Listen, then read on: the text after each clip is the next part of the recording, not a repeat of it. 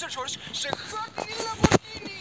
Θα περάσουμε τέλεια, θα κάνουμε challenge, θα κάνουμε βόλτες, θα μπλέξουμε και κάπου μάλλον.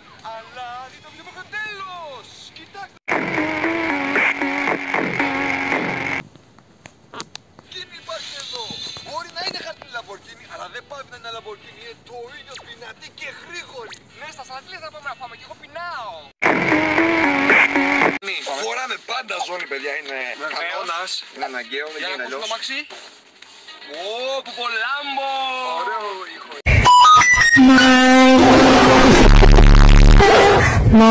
Ακούστε τον ήχο της Λάμπο.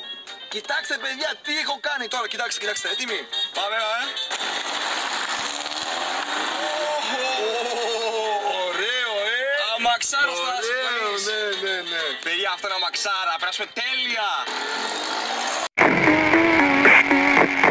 Τώρα στους είναι οι άλλοι. Αν βγουν αυτή την άπο, θα πούνε what, τι έγινε. Όντως θα τρελαθούν όλοι, πιστεύω. Τι είναι πραγματικά πανέμορφη. Είναι πανέμορφη, κάτι σπάνιο. Ακόμα και τη Λάμπο τη βλέπεις συχνά σχετικά. Αλλά Λάμπο χάτινη, πού να δεις. Για αρχή είπα, στάση πού θα πάμε να φάμε, πες μου. Θα πάμε McDonald's.